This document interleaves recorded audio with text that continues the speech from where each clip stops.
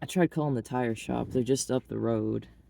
I don't know if they have the right tire or not, but I'm gonna wait just a little bit, try calling again. If they don't answer, I don't know. I guess walk up there, is it the answer? And then or try calling somewhere else maybe. If I have to go somewhere else, I'm not sure how I'm gonna transport the car there. So anyways, might as well make another YouTube video. I don't understand the trolls that get committed. To me, like, I understand people passing by, they get a recommendation of my video on their page, they click on it, they don't like it, they leave some rude comment, whatever. But the people who are like invested and they leave comments on multiple videos, and like they leave comments about stuff that I said halfway through the video, it's like this is not something they just clicked on, realized, oh, this isn't for me, let me let this person know with, some sort of tacky comment. It's like they're obsessed, like they're stalking me kind of. They're watching my videos and they're listening to what I have to say, knowing that they don't like me, knowing that they don't like my content, knowing that they don't agree with whatever I have to say. So why are they coming to my channel? That's just weird. Like, go somewhere else. You know what I mean? Like, why become obsessed with somebody just to hate on them? You know, like, you got to think back to like when we were kids, and if you were like at the playground and you're like, oh, that kid, like I hate the way they run, I hate their shoes, I hate everything about them. um Me at the playground, I would just be like, let me avoid that person, and I would avoid them.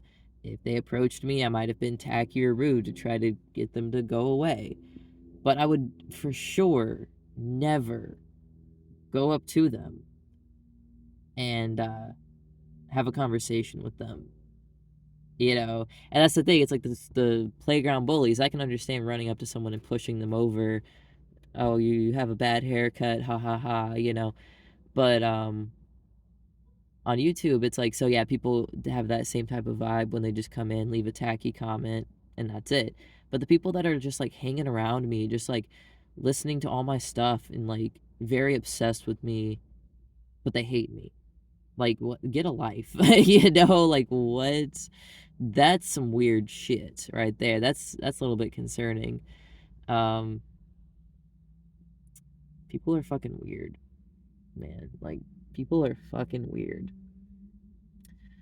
So yeah, I mean, if you hate me, if you whatever, like, you don't have to watch my shit. No one's forcing you to watch this. You're using your own free will to come to my channel, click on my video, listen to the words that are coming out of my mouth, and if you choose to leave a comment or whatever, that's your prerogative.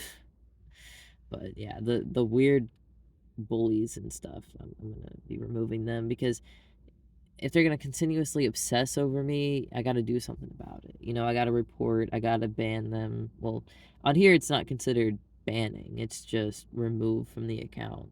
So anyways, yeah, no, as far as the tire situation goes, I don't know. I still don't know. So I have money to get it taken care of if the shop that's close to me has the tire, but they won't answer the phone. So I don't know.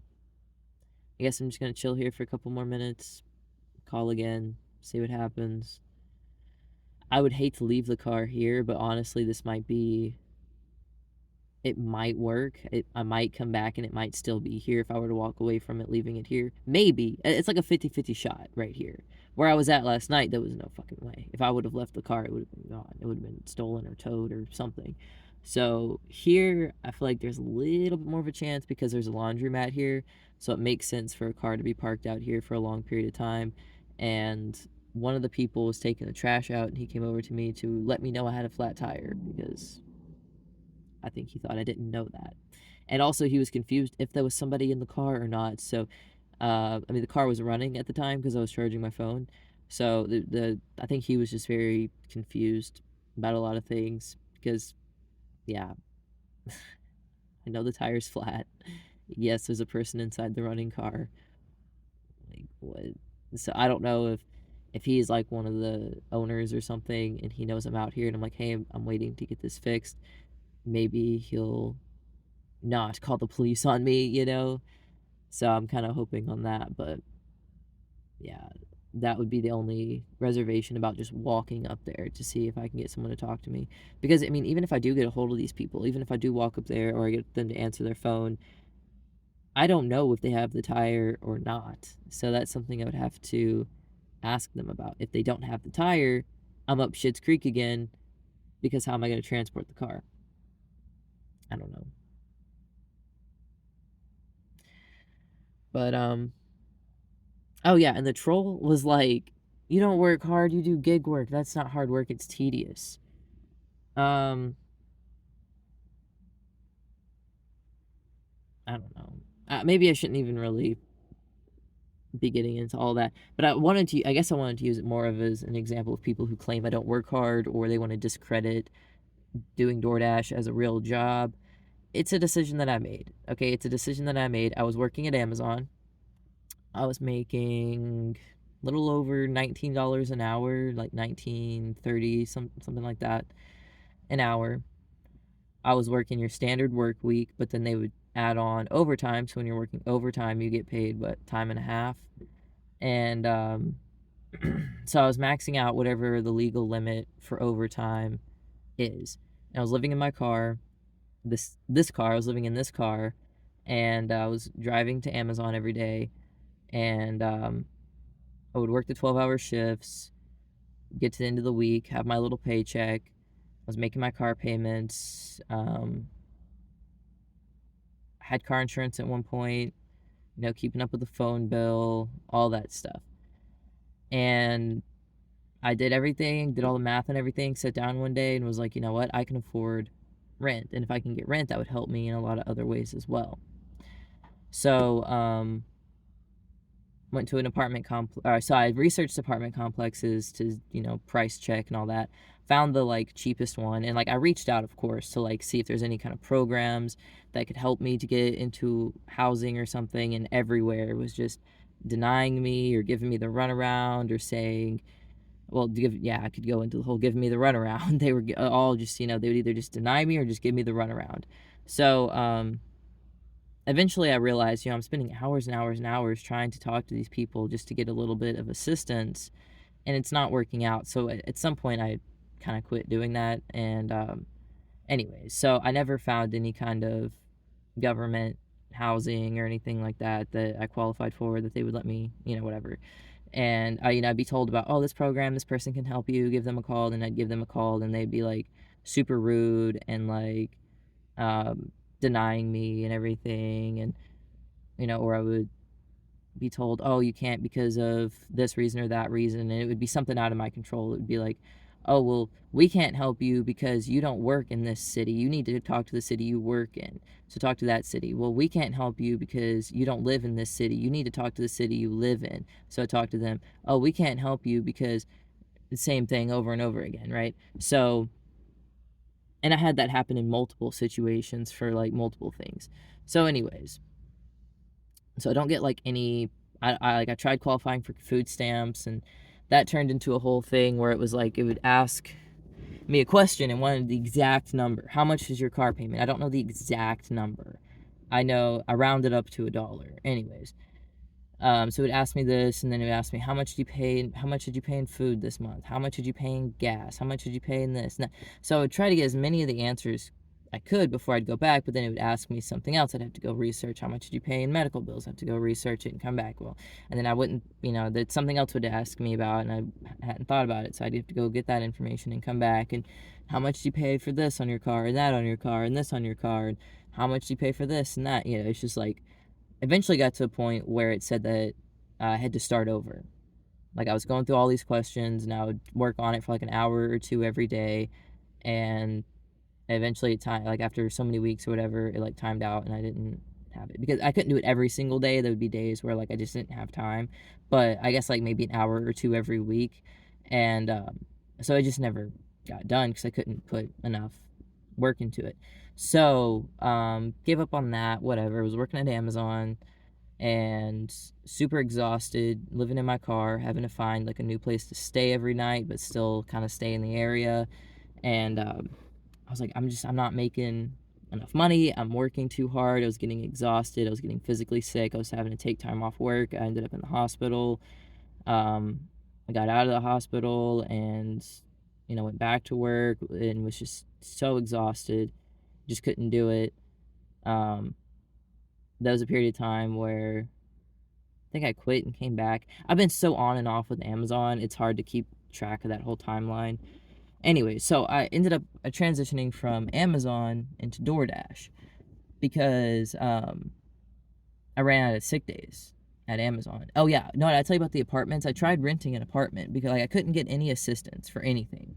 So I go to this apartment complex and I'm like looking around. Or I'm asking the guy. I'm asking the guy, if I can rent there because I'm like, hey, I've done the calculations. I have enough money. I can make rent every month, and I need a place to stay. I work at Amazon. All this stuff, and he's like, oh no, you don't make nearly enough to rent here. And I'm like, wait, what do you mean? This is the cheapest apartment on the market in this, like, I don't know, I think it was like a 50-mile radius or something, a 100-mile radius, the store where I worked at, I was willing to live 100 miles away. Anyways, I was like, this is the cheapest apartment on the market. And he's like, yeah, but you would still need to make a third more than what you make to be able to qualify to rent. And I'm like, well, I have enough to pay rent. And he's like, no, because you have to make 3 times as the rent, and you're not making nearly enough. He's like, could you get a side job or something? And I'm like, I mean, they got me working overtime at Amazon. The moment I'd get off work, I'd be so fucking exhausted, but I'd have to find somewhere to go. So it'd spend an hour or so finding somewhere to go. And then I'd get to sleep, and then someone would wake me up, and then this whole thing. And I was just like, oh my God, like, I just want to rent an apartment. I can rent an apartment. I have enough money and everything, but I have bad credit because when I was living with my dad, I had to max out a credit card to buy food because at that time I was living with him, so I didn't qualify for food stamps because our household income was too high. But obviously he wasn't gonna buy me food. He wasn't buying me food when I was a child. What the fuck? He's not gonna buy me food when I'm an adult. I had a job working there, but I had a job when I was living at home, but he ended up making me lose that job too. That goes into the whole like financial abuse. When you live with an abuser like that, they will scratch and claw and do anything they can to make sure you have no job, you have no money. It's really difficult. So anyways, when I left the house, I had to buy a new car and everything, and I was waiting to work at Amazon, started working at Amazon, and super exhausted, just couldn't manage it. I wasn't able to even make rent, so I was like, why am I doing this? What is the point of doing all this? I'm breaking my back to work at this Amazon place. And if you've ever worked at Amazon in packing or picking, you know what I'm talking about.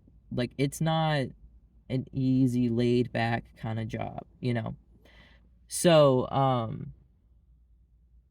anyways, got super exhausted and just ran out of days. Like, I just had no more days that I could miss. I was on the floor and I could feel it in my body that I'm gonna pass out. I was like, you know what?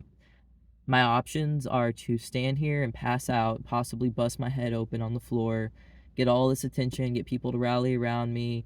They'll put a little band-aid on my head, a little pat pat, and say, oh, looks like you don't have any more time to take off. So, you're not gonna be able to work here anyways. So what's really the point in all that? So I just walked off, went over to HR, was like, I want to quit, and they told me, okay, you just go on the app and say that you want to quit. And I'm like, okay. So I quit and I was cut free. I didn't have to do a 2 weeks notice or anything like that. So I was like, now what? Like, now what the fuck do I do? It was a little bit rocky for a few days, and I had to figure it out basically. So I mean, I was applying to places. I'd been applying to places even before I'd even started working at Amazon. I'd been applying to all kinds of places, got the Amazon job. I was still applying to places even when I was working at Amazon. So when I lost that job, when I quit, I was like, still looking, still looking. Well, I signed up on DoorDash. They actually let me on, and I was like, awesome. And I started making the hourly rates, and it depends on the area that you're in, and it also depends on the time of day. So like at a certain area at a certain time of day, the hourly rate might be $11.50. But at a different area and a different time of the day, you could be at $25.80 an hour. So, and then plus you get tips on top of that. So it's kind of like a hit or miss type of thing. You can have a really shitty day. I've had days where I've lost money doing DoorDash, where I've worked all day long and I lost $30. I've had days doing DoorDash where I have a pretty laid back day, everything goes perfect, and I walk away with $350 in my pocket. That's after I've paid for gas, after I've paid for food. It can go anywhere from there, anywhere from losing $30 to making $350. It typically stays, I can walk away with anywhere from $50 to $100 in my pocket, depending on the day. Then I still have to make my car payment, and I have to pay for gas and all that stuff, to pay for repairs. And it's like, well, so is it really worth doing DoorDash because you have to pay for all these things? Well, that comes out from the taxes. So I don't have, like, I don't have to pay taxes or anything like that. I don't know how tax season's going to go because I've never done it as self-employed before. But all the maintenance on my car, all the miles that I've driven, that all is going to go to tax write-offs. So looking at it from my perspective, I was looking at it like nowhere else is hiring me. Taco Bell's not hiring me. Burger King's not hiring me. Wendy's is not hiring me. Subway is not hiring me. The weed dispensary not hiring me. Nowhere hiring me. I had one other offer. I could work at the prison. And I went to the interview and I decided that this is not the kind of environment that I can work in. Unfortunately, it isn't. It's just not, I'm just not compatible with it. The people, the environment, just all of it. I just could not bring myself to morally do that. So, I mean, that just goes into, like, I'm not gonna wait hand and foot on somebody who has hurt somebody in a way that I've been hurt. So, and like, they're criminals and they get a bed and I don't. They're criminals. They get 3 meals a day and I don't. Like, what the fuck? They're criminals. I work 14 hours a day and they don't. Like, no, I'm not doing that. So, anyways, I decided not to do that one. That's the only other offer I've gotten. I've applied to other places. Every time I go to a new area, I apply to places. But at the same time, like, I got to look at it like, let's say if I were to get a job, let's say I apply to Walmart and I get the job at Walmart and I start working there. Well, that means for the next I have to be able to, before I apply for the job, I have to prepare myself to be able to sustain myself for 2 weeks. I have to be able to get to work, which means my car has to be functioning. I can't be needing repairs and things like that. So all that has to be taken care of before I can work at a place like that. 2, I have to have enough gas money to be able to get to work every day for 2 or more weeks. It depends.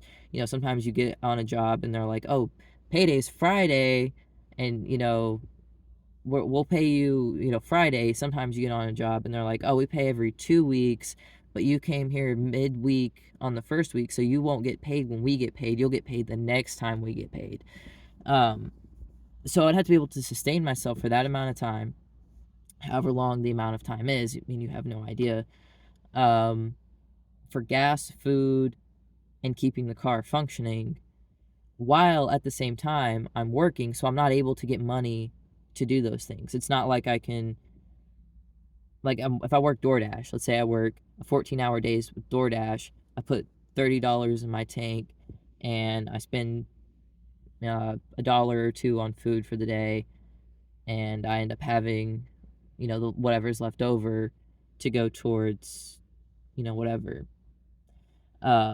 But let's say I work at Walmart for 14 hours a day, or let's just say I'm starting out new, so they have me come in for a training. It's like 8 hours, okay? So I come in and do an 8-hour shift. I could work DoorDash outside of that, but I'm not going to necessarily be getting the good stuff. I'm not going to be getting those peak hours. I'm going to be working those hours that make you lose money potentially, and I'd be taking that risk. I wouldn't be able to control it and say, okay, well, I want to go to this area and work here because I can make more money. I just have to say, okay, well, I have to stay close enough that I can still make it back to Walmart to work or wherever. So there's just a lot of constriction to it. So if I were to get a job like that, I would have to be ready for it. I'd have to get my car functioning, and I'd have to be able to have enough gas in my tank without getting, income from anywhere else. And I'd have to be able to feed myself, all that stuff. So I'd have to stockpile food probably before I could do that. And then on top of all that, I would be getting less money in my check than what I would be like getting from DoorDash. But like with DoorDash, it's not a check, it's instantly. It's when they pay you for the order. Like you drop off the order, okay, bye, submit it. You get that money and you can spend it immediately. You can turn off your DoorDasher app, it puts it in your account, and you can go spend it. So that's helpful. Because like for example, the last time I got a flat tire, I just did an order, so I still had almost $10 in my account. And unfortunately, nobody was going to change my tire for $10, so I had to give sex instead. But still, it's the economy, and it's not like the 90s. Like the 90s, I feel like was so different. I don't know. Maybe I'm just like romanticizing the past or something, but everything's kind of gatekeeped. Like you have to get through all these paywalls, and you have to do all this stuff to be able to get in, and you still have to know people, and they have to like you, and they have, you know what I mean, to pass the credit check, and you have to have enough money, and you have to make enough money. Like just live in an apartment, like you have to get through all these different barriers to just be able to rent. Like you have enough money to rent, you have a job, you're going to make rent, but we don't want you here because you're poor. Get a side job, get a side hustle. I don't have time to get a side hustle because I work overtime at my job. Well, you don't make enough of that job, so okay, well, if I did get a side hustle, I would be making this amount of money. Then could I rent? No, you still wouldn't even be making close. Like, what? So, I don't know. I don't know what to do. And I keep saying that because I literally don't know what to do. But yeah, people want to blame me for it. It's like, okay, like it's the economy is what it is. So as far as gig work goes, doing DoorDash just because I'm able to do it. Like nowhere else is hiring me. So like what else do you want me to do? Just not work? I don't know. Anyways, yeah, and I'd be taking a pay cut, and I'd have that like buffer period of not getting any money. So that's all kind of a pain in the ass. And then having bad credit, like all of this is just kind of compounding on one thing after another. So people, like, I mean, they're hell-bent on this. It had to be a decision that you've made. And I think this is probably a lot of rhetoric that comes from the Christian community and possibly other religions as well. That's just the religion I'm familiar with. But this whole like you get what you deserve in life. See, my mom had cancer when I was a kid, and she passed away and everything. But before she passed away, a lot of people would say, "You're lying." I would mention in conversation accidentally, "Oh, I got to go to my mom's chemotherapy appointment with her, or my mom's flying out to Tulsa because she has to get such and such done," and they would be like, "What? You're lying." I'm like, "No, she has cancer." And then even the parents would bow up at me and say, "You're lying." Um, I always thought that was super fucking bizarre, And people do that to me now. But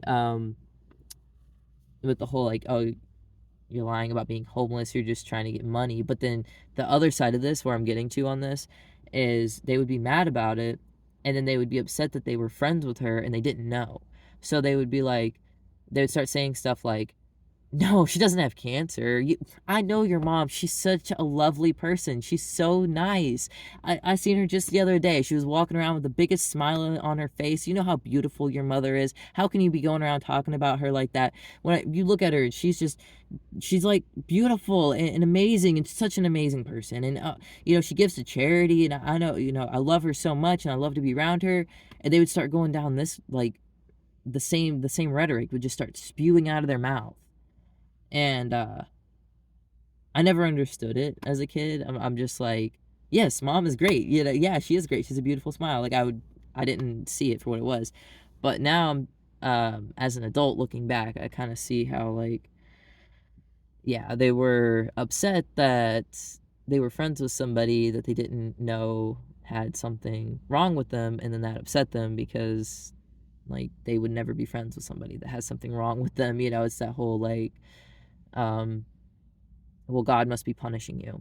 You must have done something wrong to deserve it, and that's what a lot of people would tell me, like, especially, like, the preachers' wives and stuff. They would be the ones to tell me that, "No, your mom did something to deserve it, and, you know, God has a reason for everything," or whatever that is, you know? So I think a lot of people look at me in this situation, and somehow it's my fault. You've done something wrong, you've sinned in some way, you deserve it in some way, God is perfect, and, yeah, that's just not the case. I was just dealt a bad hand, and I've been doing everything I can to get it together, but, it's like trying to run up an escalator that's going down. Sometimes you trip, sometimes whatever happens, and it's, like, not my fault. I'm trying my hardest, I really fucking am, and, you know, maybe that's just life. Maybe you never actually reach the top of the escalator, but with this economy and everything, and a lot of people living in their cars, a lot of people doing gig work, a lot of people are in poverty, a lot of people don't have enough money to take care of basic necessities. It is not just me. The government is failing us, the economy is failing us, we are failing each other as a society. And what's around the corner is not very pretty, if anybody wants to know about that. You know, honestly, if you have the luxury of having land, having a house, even if you just like rent a house or something, find a way to start a little business by growing your own food and selling it. Be like the neighborhood garden person, because it takes 3 days for people to get hungry. It takes three weeks or 3 months to grow a garden. So you might want to get started on that. And you know, I wish I was in that position, to be honest. I wish I had some land. That was something I was kind of scoping out. That might be something that's in my future. But my present is currently just stuck here with a flat tire, hoping that the tire shop will answer my call, hoping that if they answer my call, they do have the right tire. And if they don't, I don't know what I'm going to do. But thanks for watching.